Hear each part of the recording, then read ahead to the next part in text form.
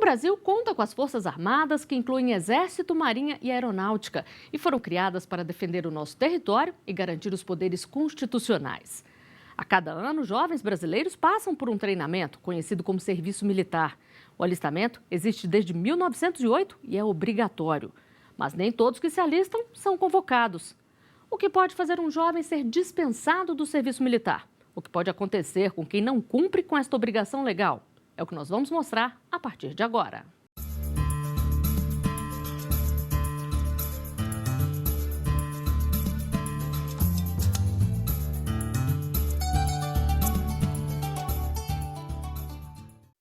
No artigo 5º de hoje, vamos falar sobre o alistamento militar. Está na Constituição Federal. Ninguém pode ser privado de direitos por motivo de crença religiosa ou de convicção filosófica ou política, a não ser que isto seja invocado para a pessoa se eximir de obrigação legal imposta a todos ou se recusar a cumprir prestação alternativa, fixada em lei. Aqui no estúdio eu recebo o jurista Dirceu Torrecilas Ramos, doutor em Direito e professor de Direito Constitucional Militar. E recebo também o tenente-coronel Antônio Carlos Cabral da Cunha, chefe da Seção de Serviço Militar Inicial e Mobilização da Diretoria de Serviço Militar. Sejam bem-vindos ao artigo 5º. Doutor Dirceu, a Constituição fala que a pessoa pode alegar motivos de crença religiosa, de convicção política ou filosófica para não cumprir determinadas obrigações. É o caso do alistamento militar? Exatamente. Nós temos essa previsão no artigo 5º, que é o título do programa, o serviço militar é obrigatório. Mas no parágrafo 1º abre essa seção para as Forças Armadas, e é uma competência das Forças Armadas, ela oferecer um serviço alternativo para ser cumprido por aqueles que alegam essa objeção de consciência. Agora, tenente-coronel Cunha, o Brasil é um país pacífico. Por que, então, essa obrigatoriedade do alistamento militar? É um dever do cidadão, né? Então, todo cidadão, de 1º de janeiro a 30 de junho, né, do ano que ele completa 18 anos, ele deve se alistar. É um dever do cidadão servir a pátria. Então, nesse período, ele precisa se alistar. É necessário que ele se aliste, por quê? Até mesmo para realizar concurso público, para poder conseguir passaporte, serviços diversos, ele tem que estar aqui com o quê? Com acesso ao militar dele. Bom, e os jovens que estão prestes a completar 18 anos já sabem que tem um compromisso, o alistamento militar. Quem não cumpre com a obrigação pode sofrer uma série de restrições. Quase 2 milhões de jovens se alistaram no serviço militar obrigatório esse ano. A expectativa é que cerca de 100 mil devem ser incorporados aos quartéis de todo o país, do Exército, Marinha ou Aeronáutica. Pela lei, o jovem deve se alistar no ano em que completar 18 anos, na junta de serviço militar mais próxima de sua casa. Ele precisa levar um comprovante de identificação, um documento de identificação, 2 fotos 3x4 recentes e um documento comprobatório do seu domicílio. Sem a certidão de alistamento militar, não é possível se inscrever em uma universidade, assumir vaga no serviço público, nem tirar passaporte. Esse ano, pela primeira vez, foi possível alistamento pela internet. O serviço foi disponibilizado em 9 estados, mas em 2017, a previsão é que seja implantado em todo o Brasil. O serviço militar no Brasil é obrigatório, mas de acordo com esse professor de Direito Constitucional da Universidade de Brasília, o trabalho prestado não precisa ser necessariamente o militar. Existe a previsão legal do serviço alternativo. A pessoa vai desenvolver atividades de caráter administrativo, filantrópico, assistencial, atividades até de caráter produtivo, ou em organizações militares, ou em ministérios civis que tenham algum tipo de convênio com as Forças Armadas. Tenente-coronel Cunha, o alistamento é obrigatório para todos os jovens que estão completando 18 anos ou existem exceções? Não, o alistamento é obrigatório para todos os jovens dentro daquele ano que ele faz 18 anos. Então, durante todo esse ano, até 30 de junho, essa classe se alistou. Agora, no dia 8 de agosto, nós começamos a seleção desse pessoal, que vai transcorrer até 31 de outubro. Então, o alistamento ele tem algumas fases. Tem a convocação, onde o jovem é convocado a se alistar quando ele completa 18 anos de idade. Tem o seu alistamento, que ele é realizado até o mês de junho, para que ele não pague multa. A partir do mês de agosto até o mês de outubro, tem a seleção geral, onde daqueles 2 milhões de jovens que se alistaram, 600 mil irão para a seleção, farão alguns testes. Se ele for selecionado, ele vai ser distribuído e vai incorporar no ano seguinte, dentro dessas fases do alistamento. Agora, a gente viu aí na reportagem que há uma série de restrições para quem não cumpre com a obrigação legal. Mas a qualquer momento que o jovem queira regularizar a situação, ele pode? Se ele quiser regularizar, ele poderá regularizar pagando uma multa, regulariza a situação e aí ele venha a gozar de todos os direitos. Você falou de restrição, Flávia, e nós devemos acrescentar em muitos documentos que nós vamos procurar, como ele falou, passaporte.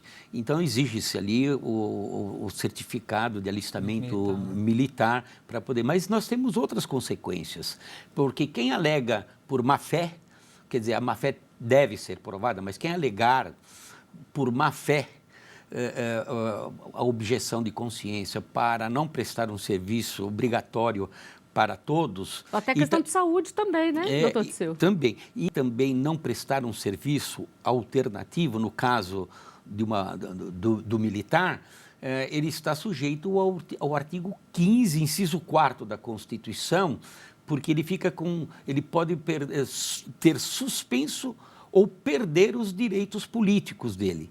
Além de, cada caso, ser estudado, pode ser inserido numa insubmissão ou uma deserção com uma punição que vai até 2 anos de prisão. E sem direito aos benefícios da liberdade condicional. Quer dizer, uma coisa bem séria, então. Só pode pedir realmente dispensa quem tem o motivo real, né? Quem motivo real. E a má-fé, evidentemente... Né? Vai ser verificado isso também. Vai ser verificado. Ele tem que comprovar, ele tem que apresentar. E, evidentemente, quem alega a má-fé é que tem que provar. No caso, a administração do Exército vai ter que provar a má-fé. Tenente Coronel Cunha, a gente viu aí que muitos se alistam, mas um contingente pequeno acaba sendo convocado para prestar realmente o serviço militar. O processo de seleção aí é bem rígido. Vamos botar esses 2 milhões de jovens que se alistam, eu vou ter alguns jovens que serão dispensados, né? Nós temos um sistema de computador que ele sonda vários dados, vários quesitos, e desses 2 milhões, cerca ali de 600 mil vão para a seleção. Esses jovens farão alguns testes. É como fosse uma entrevista de emprego, né? Eu tenho que buscar o melhor para a minha empresa. E esses testes, eles fazem inspeção de saúde. A gente sabe que as Forças Armadas, elas possuem atribuições específicas. Uma delas é o vigor físico, a capacidade de vencer desafios, obstáculos, a plena saúde. Então, são quesitos importantes, porque nós trabalhamos com o nosso corpo, né? Para poder transportar um obstáculo, levar mochila. Então, esses 600 mil jovens, eles passam na seleção geral. É uma seleção simples, em que ele faz exame médico, ele faz exames aí, psicológicos, exames para verificar a moral dele. E aí, aqueles que foram selecionados, eles passam para a próxima fase. E nessa seleção, vão verificar que alguns jovens também são dispensados. Desses 600 mil, cerca ali de 200 mil são dispensados. Aí 400 mil seguem para a próxima fase, que vai ser a fase da distribuição. Agora, Tenente Coronel, esse ano tem uma novidade. Foi feito o alistamento pela internet em alguns estados. Isso agiliza bem o processo? A gente vê que os jovens de hoje em dia, eles estão dioturnamente inseridos na internet, né? Então, é mais uma ferramenta. Contudo, isso aí não viabiliza o processo tradicional, que já acontece há muitos anos, mas é uma facilidade de modo que o jovem ele possa alistar pela internet.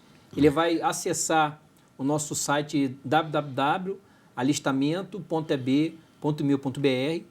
Lá ele vai ter que cadastrar um e-mail, um telefone de contato celular e vai se alistar. A partir daí, todas as demais fases, ele vai ter tudo pela internet. Facilita ele vai receber um e-mail, ele vai receber uma mensagem de celular, verifique a sua situação em nosso site. Ele vai no site e consulta lá. Inclusive, só destacar aqui, pelo próprio celular, né, ele pode fazer o alistamento. Ele acessa a internet, se alista na praia, fica mais no clube, atrativo, né? Com a namorada, onde ele estiver, feliz é isso.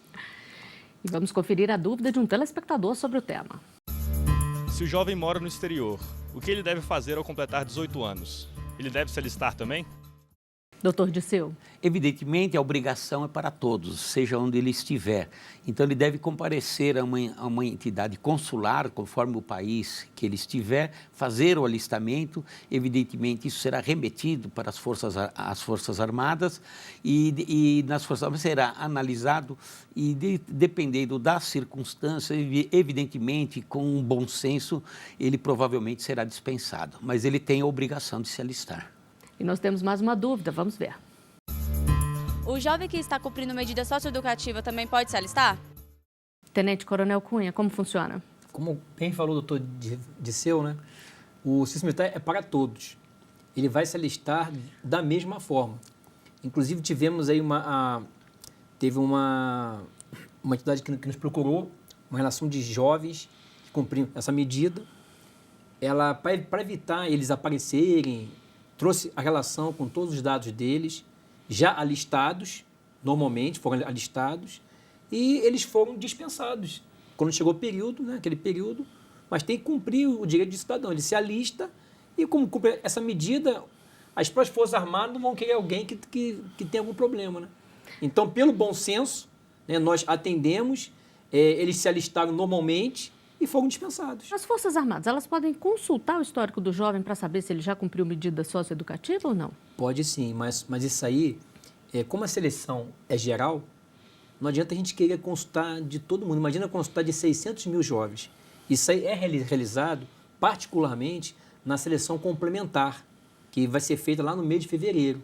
Aí quando chega aquele efetivo menor, né, para a seleção, então daqueles 600 mil, aí vai chegar aquele efetivo menor, 200 mil, 100 mil jovens que vão concorrer à seleção complementar. Aí, dentro das diversas OMs, é feita uma seleção mais apurada, inclusive indo à casa do jovem. Tem uma seleção residencial, onde você conversa com o pai, com a mãe, para verificar se aquele jovem, para nós, vai interessar mesmo. Nós vamos a um rápido intervalo. O artigo 5º volta já.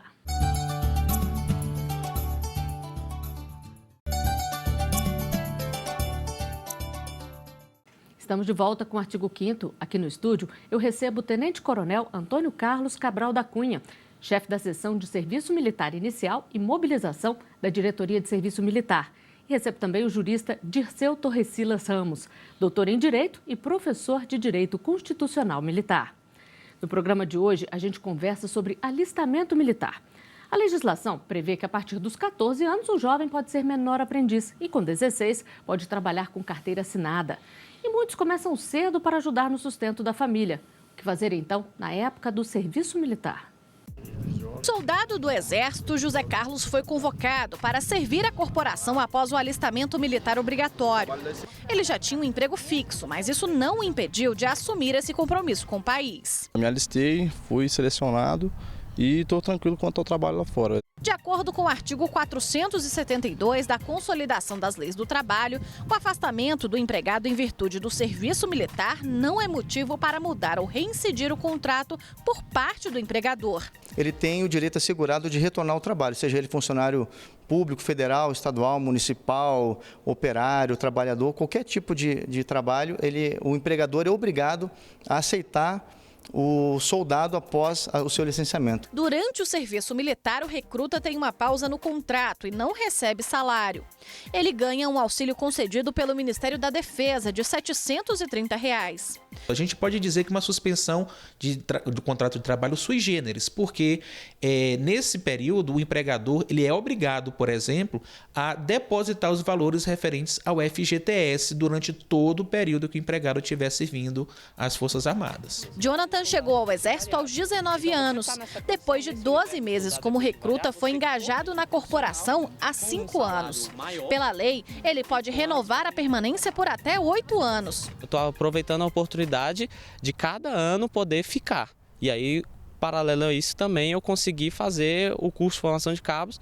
Então, além de ter passado para a situação de ser soldado efetivo profissional, agora eu sou cabo do efetivo profissional.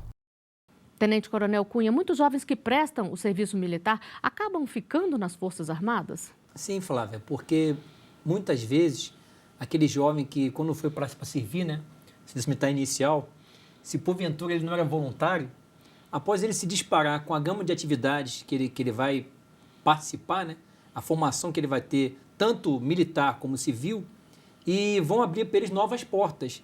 A gente sabe que, como aí essa parte da tecnologia da informação, né, as Forças Armadas também têm novos armamentos, muitos materiais computadorizados, e nós precisamos capacitar esses nossos jovens. E nós temos vários cursos, como aquele curso Soldado Cidadão, que nós temos parceria com o SESC Senat, onde esse jovem ele vai se capacitar e já preparando tanto ele para poder desenvolver aquela sua capacitação dentro do quartel. Além disso, ele vai estar se preparando para, quando ele voltar ao meio civil, ele ter uma capacitação para voltar ao mercado de trabalho. Pois é, o senhor falou aí em abrir portas. Isso também é uma forma de encaminhar muitos jovens carentes que não teriam tanta oportunidade? É uma boa oportunidade, porque o que acontece? O primeiro emprego é o mais difícil, né? O primeiro emprego é o mais difícil. Ele vai ingressar, ele vai se capacitar, ele vai se especializar e muitas vezes, quando ele retornar ao mercado de trabalho, ele vai ter ferramentas para poder disputar em melhores condições no mercado de trabalho aí fora. Agora, a gente falou aqui das empresas que elas são obrigadas a manter o funcionário no trabalho. O que pode acontecer com uma empresa que não cumpre o que determina a lei? Bom, essa empresa que não cumpre, ela está contrariando os dispositivos da Constituição, dispositivos legais. Então, ela vai responder pelas punições legais correspondentes. Como foi também já mencionado na reportagem, ela tem que manter os direitos, embora ele não esteja trabalhando, ele vai receber o soldo, não vai receber o salário, a empresa tem que manter os direitos para que ele não sofra uma interrupção. E ela pode exigir que ele cumpra alguma carga horária, mesmo que menor, ou não? Não, isso não pode, não deve, porque ele está à disposição das Forças Armadas nesse período em que ele está servindo. Agora, Tenente Coronel Cunha, o fato de já estar trabalhando pode ser um motivo de dispensa? Tudo é bom senso, né? Nós temos o que chama de majoração, né? Nós temos aquele efetivo a incorporar e há uma majoração, uma parte de cerca de 100% a mais, de modo a dar uma margem que possamos trabalhar problemas que aconteçam após a seleção complementar. E aquele jovem que trabalha, ele está para servir, passou em tudo, mas ele trabalha. Na maioria das vezes a gente consulta ele, você tem interesse de prosseguir e servir? Não, tem interesse. Vai acontecer o que aconteceu na reportagem. O trabalhador tem que descontar para ele o INSS e mantê-lo. Se ele não tiver interesse, a gente vai dispensá-lo, tendo em vista que nós queremos os voluntários. Isso aí que é o mais importante. Existe uma sobra, um excesso de contingente tão grande que permite usar o bom senso, embora não haja previsão legal e sem ferir o princípio da igualdade, estabelecer desigualdade, pode-se usar o bom senso trabalhando primeiro com os voluntários, não quer dizer que deixa de ser obrigatório e passa a ser facultativo, mas primeiro com os voluntários e depois, se for necessário, para preencher a seleção. É uma questão de bom senso e eu acho que isso agrada tanto as Forças Armadas quanto o jovem que tem que servir, as famílias que têm necessidade. Bom, nós temos mais uma dúvida de um telespectador. Vamos conferir. Como fica a situação do jovem que já está na universidade e é chamado para cumprir o serviço militar obrigatório? Doutor Disseu. Ficar facultado a ele prosseguir os estudos na universidade ou ele trancar a matrícula. Nós tivemos, em tempo passado, umas restrições de horário que dificultavam o estudo, principalmente quem estuda à noite, e durante o dia seria impossível, porque ele está servindo. Mas essa restrição parece que já está superada e hoje as Forças Armadas, muito pelo contrário, estão incentivando a prosseguir os estudos e não criando dificuldade. E pode acontecer, Tenente Coronel, do jovem, se ele está e cumprir o serviço militar após a formatura aí já na área dele, como medicina, enfermagem, por exemplo? Esse jovem que ele vai para essas carreiras, posteriormente, a ele concluir o seu curso, ele vai retornar para cumprir o seu serviço militar já como médico, dentista, farmacêutico ou veterinário. E tem aquele caso do jovem que vai se apresentar, ele fala, eu passei na faculdade, seja qual for. Se ele passou na faculdade, como disse o doutor, o bom senso requer que a gente dispense. Se não tiver enquadrado no que ele chama MFDV, o médico, farmacêutico, dentista e veterinário.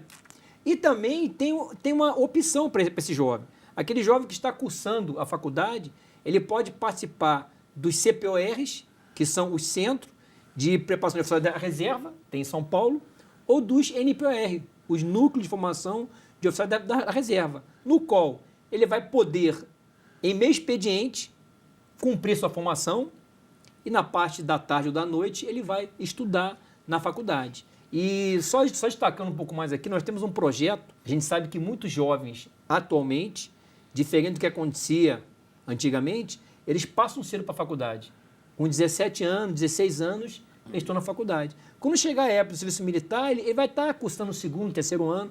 Então, a gente está com um projeto de levar às faculdades, de convocar estes jovens, de modo que eles tenham a sua situação militar regularizada, e nesse período da faculdade eles vão cumprir o que se chama uma formação básica, vamos dizer assim, do soldado sem atrapalhar os seus estudos. E vamos à última pergunta, feita nas ruas, para ser respondida aqui no estúdio. Eu quero saber se uma mulher pode se alistar. Tenente Coronel Cunha. Bom, pela lei de serviço militar, né, as mulheres estão isentas do serviço militar obrigatório. Até o momento elas estão isentas. Entretanto, nem todas as portas se fecharam, né? A gente sabe que desde 93 tivemos a inserção das mulheres nas Forças Armadas.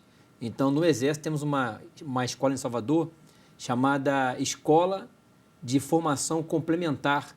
E as mulheres podem se candidatar. É um concurso, só que ela antes tem que se formar na sua área, faz esse concurso, se for aprovada, ela vai servir como oficial de carreira e pode chegar até o posto de coronel.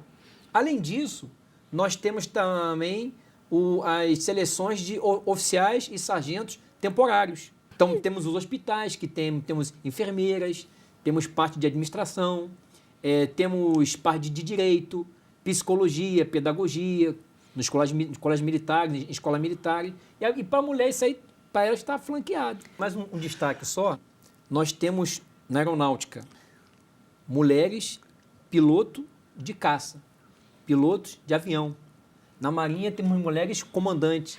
E para você, o alistamento militar deve ser obrigatório ou uma escolha do cidadão? Vamos conferir as opiniões. Tem que ser uma opção, porque a gente vive numa democracia, né? Então acho que a gente tem que ter liberdade de fazer as nossas escolhas. Então, por exemplo, se eu tenho um projeto de vida, acho que eu não posso ser obrigado por uma coisa que eu não tenho vontade. Para os estudantes, por exemplo, tem gente que passa numa faculdade, quer fazer a faculdade só, se dedicar mais àquela faculdade, e é meio que obrigado a entrar no meio militar. Acho que deveria ser uma escolha do cidadão, tanto para quem é mulher quanto que para quem é homem. Tipo assim, as pessoas hoje em dia querem que a mulher também tenha espaço nessa área militar e tudo mais, só que eu acho que deveria ser uma escolha dela, mas também seria uma escolha do homem também, não tornar obrigatório. Eu acho que é uma experiência boa para a pessoa e que soma na vida dela em todos os sentidos. Doutor Disseu, a gente viu aí as pessoas questionando o direito de escolha do cidadão. Existe a possibilidade do alistamento militar deixar de ser obrigatório ou para isso seria necessária uma mudança na Constituição? Teria que ter uma mudança na Constituição, porque o artigo 143 diz expressamente que o serviço militar, o alistamento militar é obrigatório. É uma obrigação, é servir a pátria, e a pátria deve estar preparada para manter a ordem, para defender os poderes instituídos, para defender a soberania nacional, interna, externa. Então, nós temos necessidade. Então, eu acho que deve ser obrigatório, é um ano que cada um deve oferecer para servir a pátria. Agora, Tenente Coronel Cunha, a gente falou muito aqui de dispensa, mas também tem o caso do jovem que quer realmente servir. Se por um acaso ele não passar no processo de seleção, ele pode recorrer, pode tentar de novo, insistir? Depende da situação. Motivo de saúde, não tem como. Agora, aquele jovem, se porventura, se ele tiver idade, não passou naquela seleção, se for possível, ele pode, de repente, até procurar um órgão de serviço militar para se informar melhor, né? O serviço militar não é apenas a única forma do ingresso do cidadão na vida militar. Nós temos as escolas militares. Às vezes, aquele jovem que, por um motivo ou outro, naquela seleção geral, o próprio computador, né, rodou ali, ele sobrou, ele pode prestar um concurso para as escolas militares, para ser oficial do Exército, da Marinha, da Aeronáutica, e pode ingressar. Se quiser, é só não desistir, então, do desejo de cada um, né? Não pode existir. Bom, e com essas explicações, o artigo 5º de hoje está chegando ao final. Dr. Disseu, Tenente Coronel Cunha, eu agradeço muito a presença de vocês aqui conosco. E eu agradeço também a sua companhia. Continue conosco na TV Justiça. Para sugerir um tema, basta enviar e-mail para artigo5@stf.jus.br. E se quiser rever os nossos programas, é só acessar tvjustiça.jus.br. Até o nosso próximo encontro.